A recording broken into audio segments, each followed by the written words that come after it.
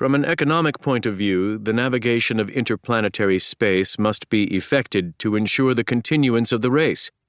And if we feel that evolution has, through the ages, reached its highest point in man, the continuance of life and progress must be the highest end and aim of humanity, and its cessation the greatest possible calamity. Robert Goddard, Rocket Pioneer, 1913. So much of the excitement had given way to crushing anxiety and despair. It was September 28, 2008, and a group of about 15 SpaceX employees found themselves on a tiny tropical island preparing to fly the company's White Falcon 1 rocket into orbit. For many members of the group, the moment came as the culmination of 6 years of grueling work and should have represented a shot at achieving pure bliss. The problem was that they had been in such situations before, and things had not gone well. 3 previous rockets had been launched from this small plot of jungle-covered land in the middle of nowhere and had either blown up shortly after launch or broken apart during flight. The wounds of those past failures had pushed many of the SpaceX engineers and technicians into a state of serious self-doubt. Maybe they were not as bright and creative as they had told themselves.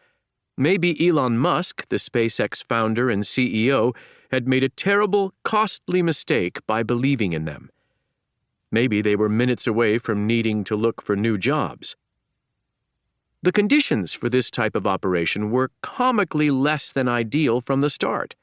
SpaceX had set up its rocket launching facility on Kwajalein Atoll, a collection of 100 islands hanging out together in the middle of the Pacific Ocean, with Hawaii and Australia as their theoretical neighbors.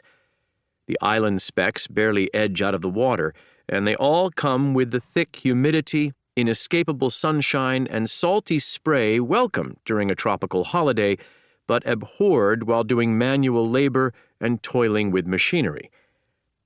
A couple members of the SpaceX team paid their first visit to Kwajalein in 2003, hoping to find a place where they could go about their wild rocketry experiments without too much interference. The location made some rational sense. The U.S. military had run operations out of Kwajalein for decades, particularly around its radar and missile defense systems. To facilitate such missions, the Army had built enough infrastructure on Kwajalein to support the daily lives of 1,000 people and to conduct the complex weapons systems tests. Best of all, the locals were used to things being blown up and were perhaps more accepting of a group of unproven 20-somethings and a dot-com millionaire appearing on the scene with a big metal tube full of liquid explosives and crossed fingers.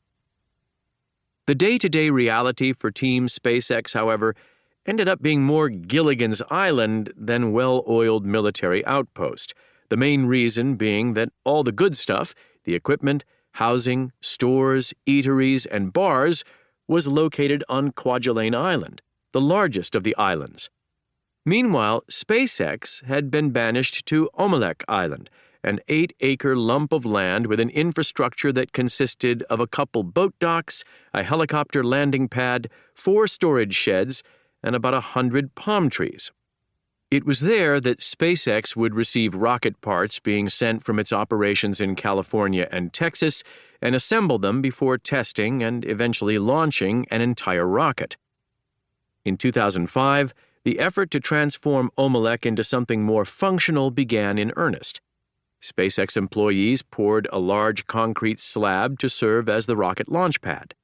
They put up a tent to create a shaded place to work on the rocket and house their tools. Some 1960s-era portable trailers were reconfigured into living quarters and offices. Plumbing was available on a do-it-yourself basis, and meals consisted of prepackaged sandwiches or whatever they could haul out of the ocean. Despite the difficult conditions, the SpaceX crew worked at an astonishing speed, particularly for the aerospace industry, which tends to measure delays not in weeks or months, but in years. The once barren Omelek began to fill with large cylindrical tanks for storing the liquid oxygen and kerosene propellants needed to fuel the rocket and the helium used to pressurize various